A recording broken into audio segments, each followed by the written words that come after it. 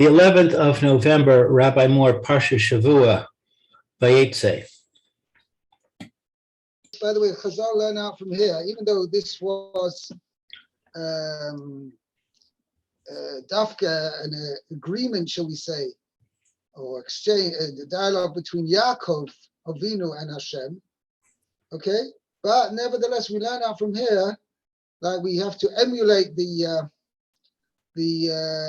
actions, the deeds of the others. We learn out from here that there's an in to separate 1/10 of one's earnings for tzedakah. And it was Maisek Sofi. Okay, it's not a din d'oraisa, but the Yerushalmi learns how should we say, a smach, means a basis for the mitzvah drabanan of separating a tithe of one's earnings from this pasuk. Just like Yaakov Avinu tithed whatever he received from HaKadosh Baruch Hu, and which was not only referring to the produce which he had, or the animals which he had, everything that he had, Yaakov Avinu tithed whatever he had, HaKadosh Baruch Hu had brought him blessing, that he had some tremendous amount of livestock and a tremendous amount of servants and everything, and gold, silver, whatever he may have had. He said, Yaakov Avinu said to Hashem, I'm promising that I'm going to tithe whatever I receive, from whatever I receive from HaKadosh Baruch Hu, I'm going to tithe that and set it aside for holy use. The Maisa, Chazal say the Maisa, one should give it to tzedakah, preferably that means to poor people. That the Maisa Ksavim should be given to poor people. Okay? The Maisa, the Chavetz Chaim, I'm not sure it's based on the Yerushalmi or not, but yes, I'm saying it definitely is. The Yerushalmi tells us that one should give actually not just 1/10, but 1/5, because it says a double lashon over here.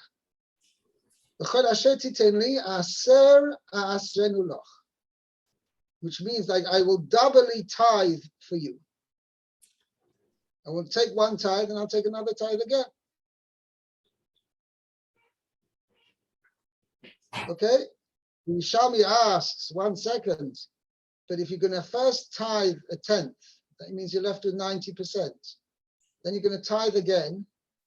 That's only 9%, because 10% of 90, which is what you're left with, around 90% we have here, 1/10 of that is 9%. So you're not really, in effect, separating 1/5, which is 20%.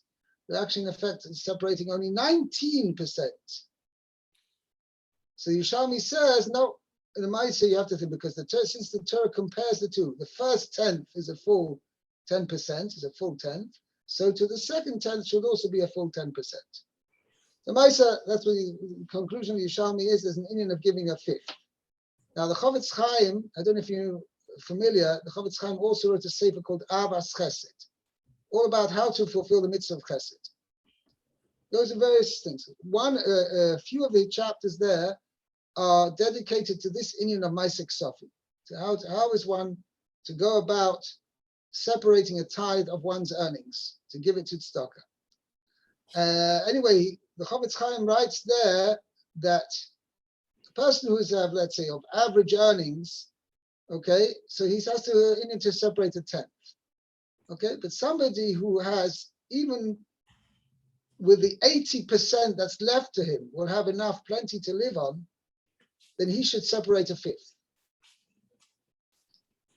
It brings that down from the Vilna Gaon and others as well. That there's an Indian of separating 1/5. So lechatchila, a person is of ample means, it's well-to-do, right? Therefore, he has, of the 80% that's left for him, he has plenty to live on, and even whatever he's ample, he should separate 1/5 of his earnings for tzedakah.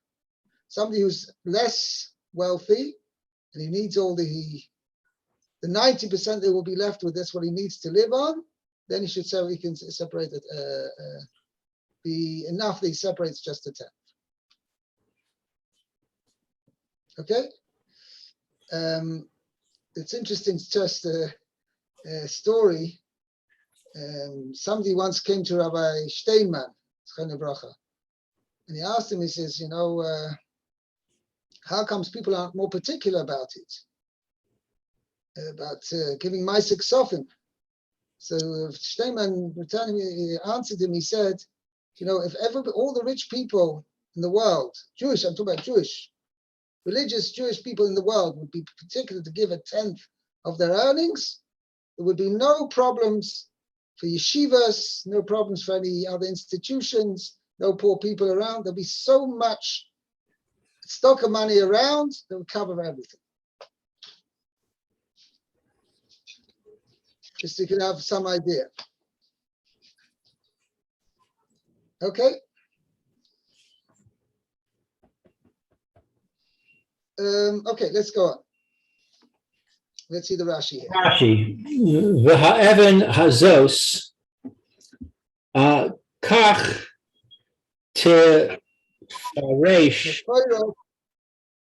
vav. Oh, now Rashi. Vav. Okay, so let me explain to you what Rashi's on about. Rashi says, let's go back to Pasuk Chof.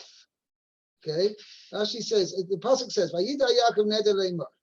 Yaakov made a vow saying, Im ye'elekim imodi, if Hashem will be with me, and now Yaakov lists a whole load of conditions, if Hashem does this for me and that for me and whatever, okay, then I will do my bit. Now, Rashi's got to think, where does Hashem's part end and where does Yaakov Avinu's part begin? Okay, so Rashi points out that this pasuk of base is Yaakov's bit. Whereas Kosh Baruch Hu says, Yaakov says to Kosh Baruch Hu, Kosh Baruch Hu, Hashem will be with me. Ushmorani b'derech hazeh. I'm reading pasuk Chof. Ushmorani b'derech hazeh, and He guards me on this way. The way that I'm following. And He will give me bread to eat and clothes to wear. And I will return in peace to my father's house. And Hashem will remain with me, meaning that my allegiance to God will not be adversely affected from the fact that I have to be in the house of Lavan. Okay? Then, this is what Rashi is saying. This is now Yaakov's part. Where he's saying, if the Kosh Baruch Hu does everything for me, then Yaakov said, on my part, for Eben Azois Asher Samti Vim. So the Vav is really out of place. It just should have said, V'shavti Shal Beis Avi, Oz, or it should say, Oz, for Eben Azois Asher Samti Matzav Yeh Beis Elokim, or even without the Vav. However, Azois Asher Samti Matzav Yeh Beis Elokim. This stone, this monument which I've set up, will be a house of God, and everything you will give me, you Hashem, I will tithe for you. Okay, so that's what Rashi's pointing out over here. So Rashi's explaining what the Vav is telling us. This Vav is l'chayra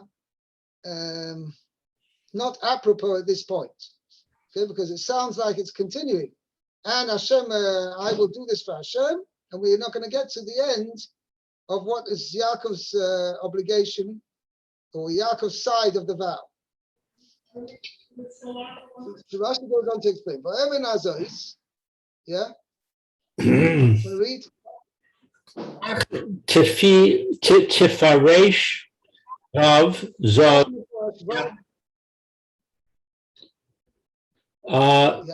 Thus it is explained, the Vav, this Vav, of V'ha'even, the word V'ha'even.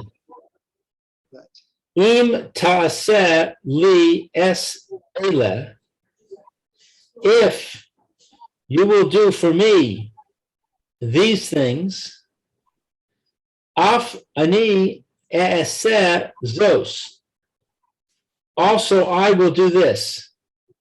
Right. So Rashi is pointing out that this possible Eben Azois is like the beginning now of what Yaakov's side of the deal is. Okay? He said, if Hashem does this and this and this and this and this, for heaven azois, then it will be. Then, in other words, you have to translate the verb as then. This stone, and that's what Rashi points out. I too will do this. Then this stone I will make a place as which I place as a monument, will be the house of Hashem. Okay, let's see the next Rashi. V'ha'even hazos asher samti may mat v'go. And this stone, which I have set, it will be a monument, etc. Kitargumo, like it is translated, Ehe Allah Kadam Hashem. Allah Kadam Hashem. Right? I will serve upon it before Hashem. Okay? Before Hashem. V'chein asa. Rashi's got a problem. When don't find the Yaakov Avinu built the Beis Hamikdash.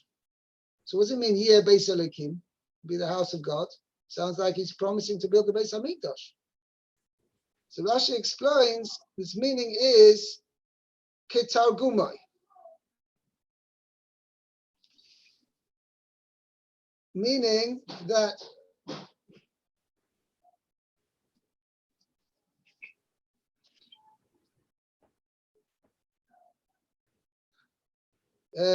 this will be, the meaning is like the Targum says it, a falach Allah kodem Hashem. I will serve upon it before Hashem.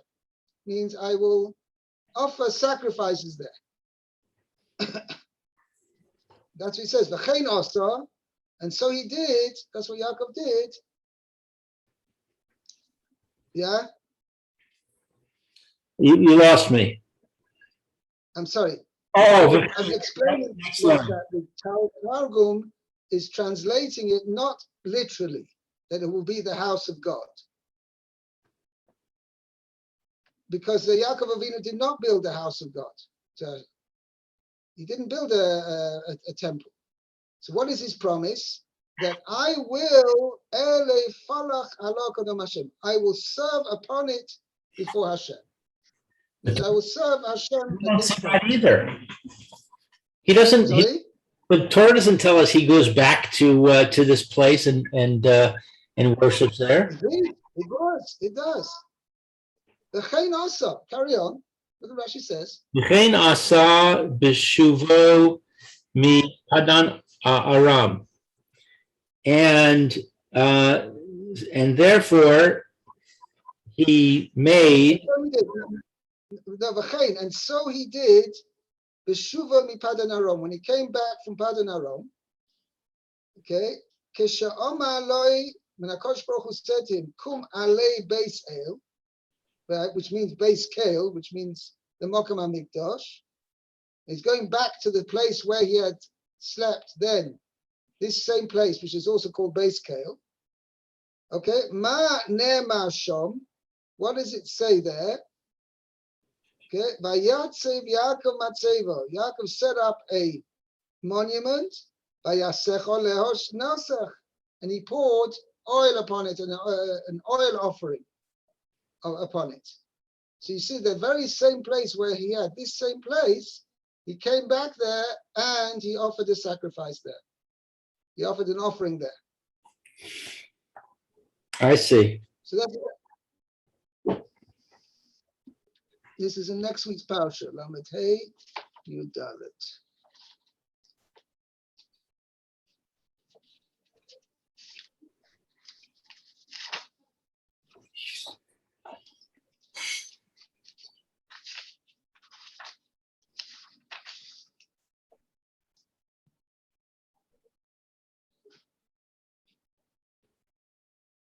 It says, Vayikra Yaakov Hashem Hamokim Asher Diber Etzei Sham Elokim Beis Kel. Okay, he called the same place Beis Kel. And then Rashi says over there, Rashi just said something else. Okay, so that's the thing. So that's where Yaakov Avinu himself fulfilled. Could well be, I'm not so familiar, but could be what other Mefarshim learn that's going on in the future. Yeah, he said, Beis Elokim, this place will be dedicated to be the house of Hashem. And indeed, this became the Beis Hamikdash. This was the site of the Beis Hamikdash.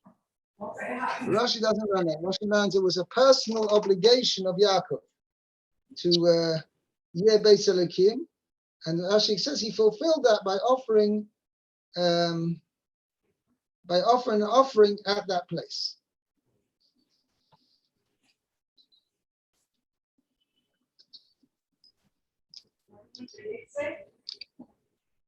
Okay, let's continue. Next chapter. Vayisa Yaakov Raglav, and Yaakov lifted his feet. That's literally mean. What? That's what it means literally. Have you ever tried to lift your feet, by the way? No, I don't think so. You could do if you're in a recumbent position, right? Like if you're lying down in your bed, you can lift your feet. But if in a standing position, it's I think, come out an impossibility. Okay. Okay. So Rashi's going to explain what that means.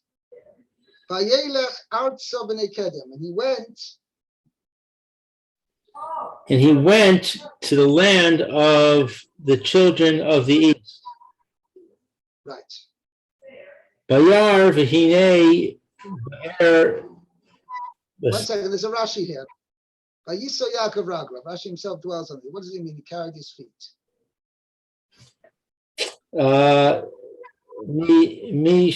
Misha nis baser besora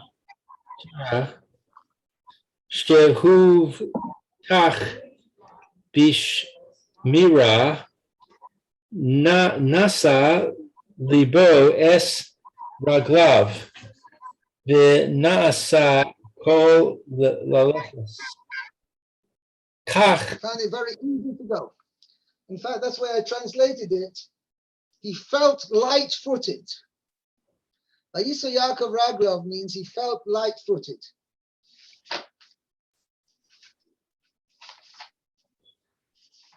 So it's just a feeling.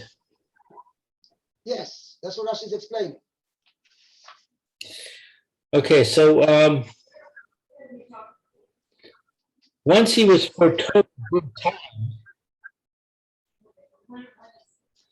that he was assured of God's protection. You there? Yes, I'm with you. His heart lifted his feet, and it became easier for him to go swiftly. Right. That's explained in Bereshit Rabbah.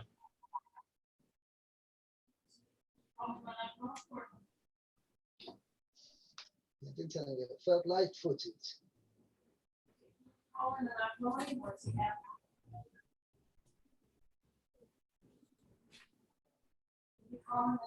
Yeah. Okay. Fine, very good. Let's do the next pasuk. Okay, pasuk 2, Vayar v'hinei ba'er basadeh.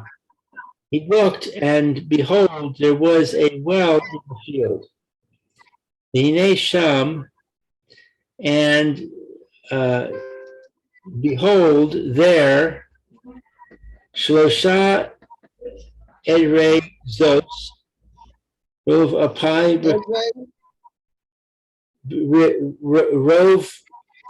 rov tim, Edrei tzroim, rov tzim oleha. Ki min ha-ba'er be'er however, let's see. Yashtu ha'adorim. Right? We'll see. We'll translate in a minute. For Evan Gedoyla al pi habe'er. There was a large Let's translate. mouth of the well. Right. Was upon the al pi habe'er, was in the mouth of the well. Yeah. Vayar. So let's translate. Vayar, he saw v'hinei be'er basodeh. He saw behold, there was a well in the field. in the field. And Okay, means he didn't actually initially notice it. He looked, he paid attention, and behold, there was a well in the field. V'hinei sham, right? And behold, there. By the way, you see, it's interesting. The term hinei, yeah, is a term which translated correctly in English as behold, which gives a connotation of something which is heretofore unseen, and all of a sudden you see it. That's why in a dream, right, wherever you have the Torah portrays a dream, every stage of the dream it says hinei, hinei. Why? Because it wasn't really there. It just was seen now.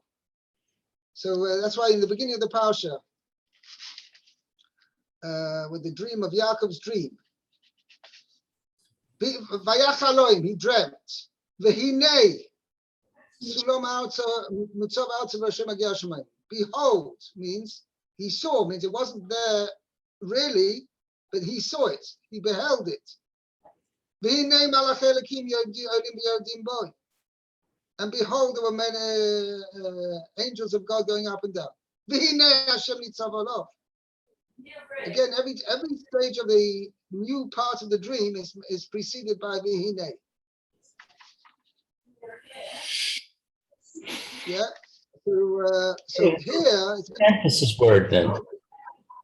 Sorry, Hinei means it's an introduction to something that's what behold means. Behold means, look, you didn't notice this before, but now you do. Right. So it means he saw. What? So in other words, Yaakov Avinu, Mistama, when he was walking and he was on his travels, he was not busy with his camera, trying to take snaps of all the scenery, right? He was engrossed in his learning or whatever. He was utilized the time to think about Torah. But then, when he got towards Choron, obviously I don't know whether they're signposts or whatever, but then he says Vayar. He actually looked up and said, "Well, 1 second, I've got to see where I am." V'hinei, he hadn't noticed this before. V'hinei be'er basod. Behold, there was a well in the field. V'hinei sham shlosha etritzoi. And behold, there were 3 how do you call it? Herds of sheep. Rove tzimolea, crouching by the well. Actually, I don't know why the Torah mentions 3. Interesting. The Balaturim says, Shlosha edrei tzoim, v'matri ze Aaron u'Moshe u'Miriam. These were the leaders of the flock. Okay, something Chazal will explain it. I'll go upon it. There were 3 flocks of sheep. Rov tzimoleo, crouching by it. From that well, Yashku Adorim, they would give to drink the flocks. For Evan Gedoyla al Pia Be'er. And there was a huge stone, a big stone on top of the well. Now, we're going to see later from the Psukim, why did they have such a huge stone on top of the well? That nobody could steal the water. Right. Nobody trusted each other. There was a lack of trust. And they wouldn't needed all of them to unroll these things. So only when everybody got together, only then did everybody get together. He up, and we'll unroll the stone, and then everybody can give the sheep to drink. But we see from the context that the people of Choron did not trust each other. Okay? It seems so odd. Haran is really being painted as not a nice place. Yeah, it's interesting. On the one hand, Avram Avinu is particular, and also Yitzchak and Rivka are also particular, right? So you're going to find your wife there. Don't stay here in the land of Canaan. Go there. And we don't see that in general the place has such tzaddikim. It's interesting that Rivka came out righteous. Chazal say that the Medrash says that she had a righteous nurse. So she was the one who educated Rivka in the right path. And obviously it seems over here that Rachel and Leah, actually somebody told me this morning, very interesting pshat, they were both 5 years old. Maybe Leah's a bit older, but Rachel was 5 years old. And that's why Yaakov was willing to wait 7 years to marry her. That's what he said. That Lavan, we're going to see you should notice in the later psukim, Lavan said, what wages, what do you want to, how should I pay you for your wages, you're working for me? So Yaakov answers without any haggling or whatever. You know what I want? I'll tell you. I'm willing to work for you for 7 years in exchange for your daughter Rachel. No, 7 years is not a short amount of time. So why did all of a sudden Yaakov be so benevolent and considerate to Lavan? He says, Lavan, I'll make you a great deal. I'm going to give you 7 years work, and then I want my reward. I want to marry Rachel. So I can't remember who mentioned, somebody told me this morning that the Medrash says that Rachel was 5 years old, and therefore Yaakov didn't want to marry her till she was 12, till she was able to have children. Mela, that's why, that is why he was agreed to work for her for 7 years. The only thing is, Lavan pulled a fast one on Yaakov, and he said he gave him Leah instead. And he says, okay, you agreed the first time. I mean, that's always the riddle. You know the riddle. How many years did Yaakov work for Leah? And how many did he work for Rachel? He worked 7 for each. No. He worked 0 for Leah and 14 for Rachel. Why do you say that? Because he originally worked the first 7 years were for Rachel. Lavan pulled the fast one on him. Instead of giving him Rachel, right, he gave him Leah. So he said, so Lavan said, you work for Rachel, right? But Lamaisa, we don't do such things in our place. You got to take Leah first. You want Rachel now? Serve another 7 years. So Lamaisa, Sachakol, Yaakov worked 0 years for Leah and 14 years for Rachel. Okay. Anyway, I'd love to, Lou, I see your eyes are closing upon you. I'm fading fast. Release you from your misery. I'm fading fast. All right. Okay, we'll stop it. Sorry? Shabbat shalom. Shabbat shalom. Have a great weekend, a great Shabbos. You too. Also, be well. Bye-bye. Bye-bye.